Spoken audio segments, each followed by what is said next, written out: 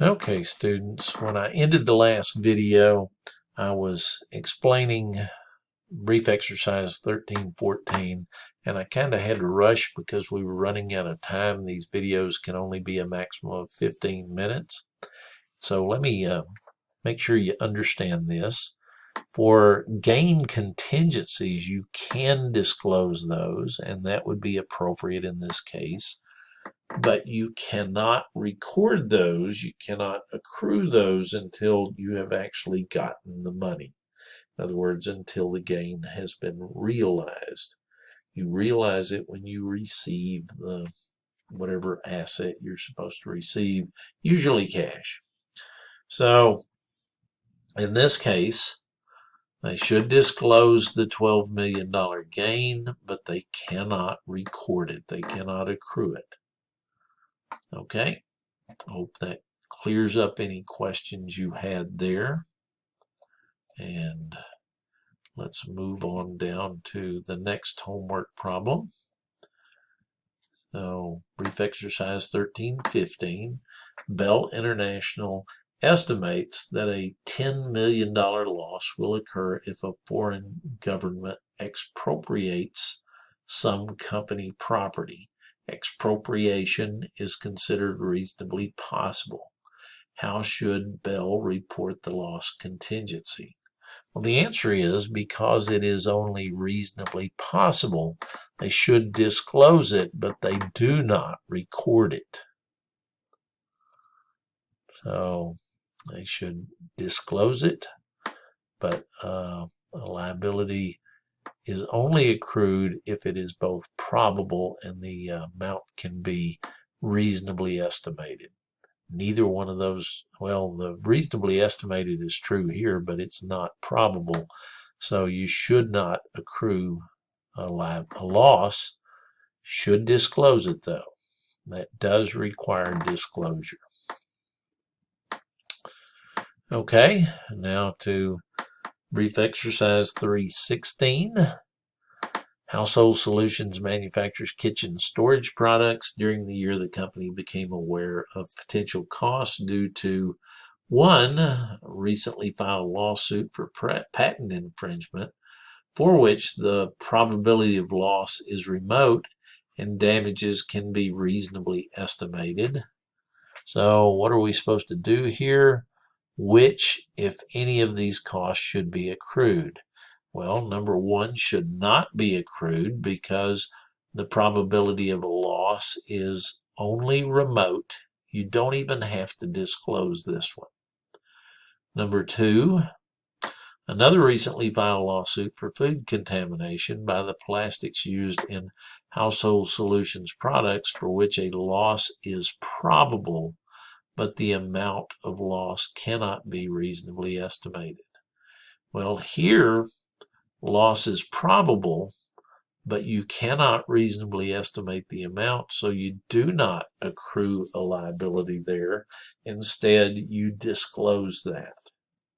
And then three, a new product warranty that is probable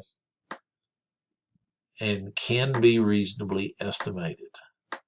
So in that case, yes, this one you would accrue a liability because the probability of a liability is that it's probable and it can be reasonably estimated.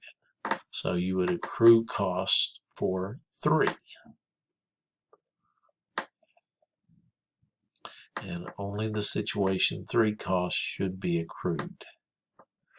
So we have a couple more. Let's finish covering the chapter. Hopefully we can finish it in the time remaining on this video. I think we can. Unasserted claims and assessments.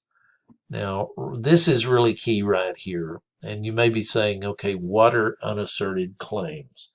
Well, let's say that you have some sort of a site where there has been some accident and some potential chemical spill, or some chemical spill has occurred, and so there is some chance that some regulatory body is going to come in and assert a claim that you have to do a broader cleanup than what you've done.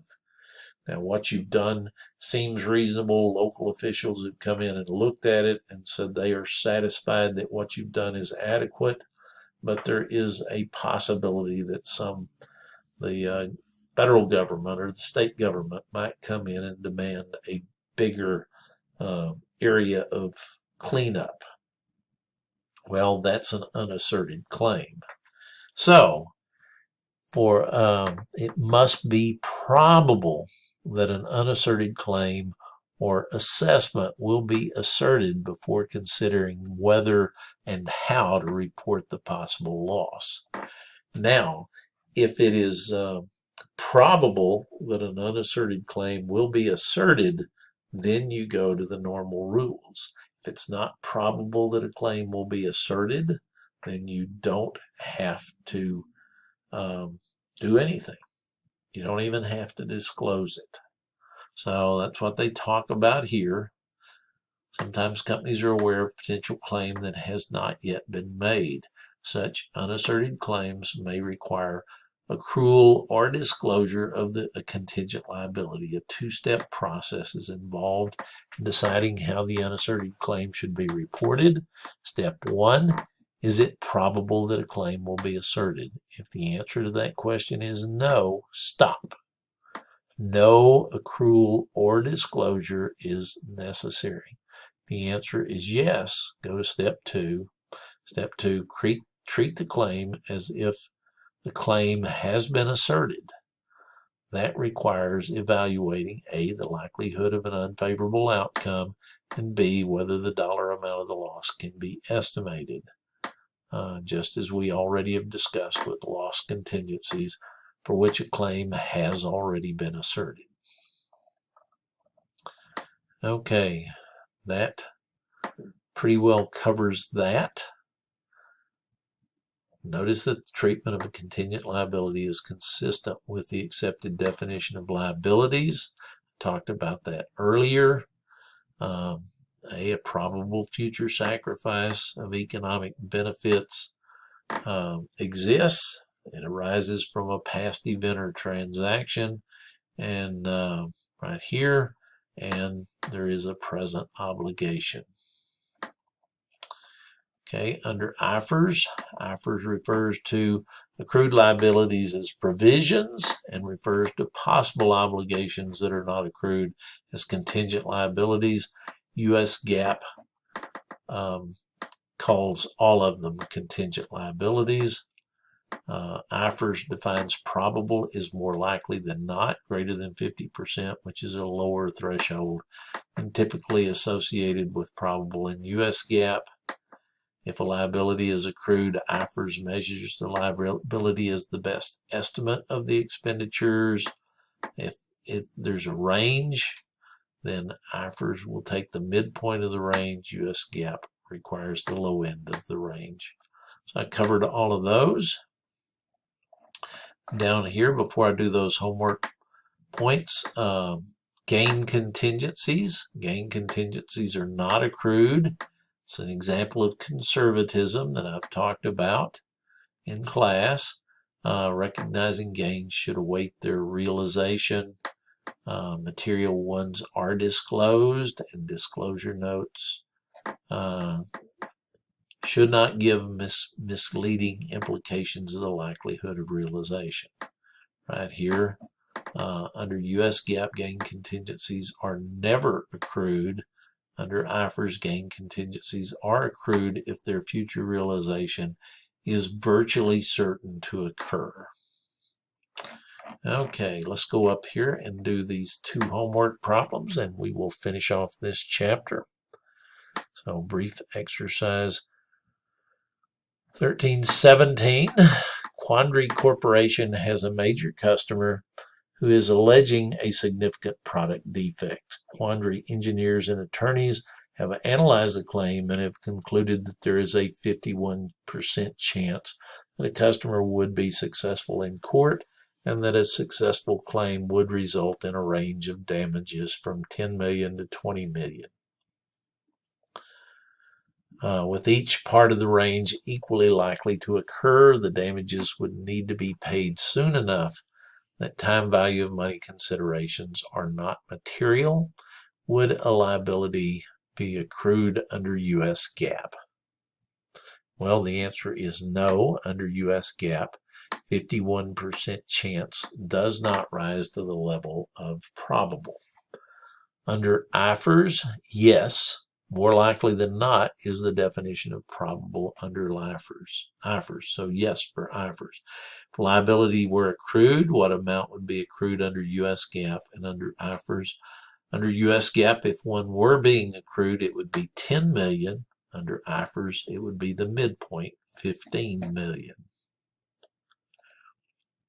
So there you see, under U.S. GAAP, no liability would be recognized. A liability would be accrued under IFRS. If the liability were accrued under U.S. GAAP, it would be $10 million, the low end of the range. And under IFRS, it would be the midpoint, $15 million. Okay, and last one. At March 13, 2022, the Securities Exchange Commission is in the process of investigating a possible securities law violation by Now Chemical. The SEC has not yet proposed a penalty assessment.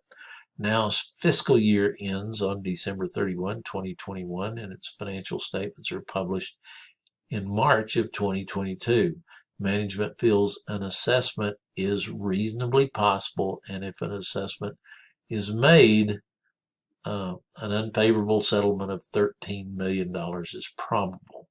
What, if any, action should Now take for its financial statements? Well, remember, two-step process here. The first step is it probable that an assessment will be made?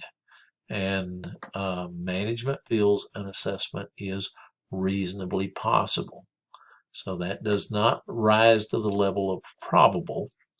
So the answer is no. It's not probable that an assessment will be made.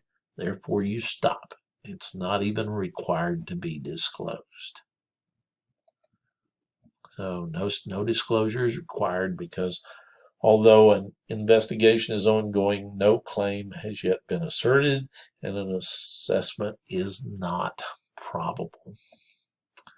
Okay, so that gets us through with the homework and through with the chapter. And so I will close off here. We have chapter 21 next, which is statement of cash flows. So do not take that one lightly. Don't take any of these chapters lightly.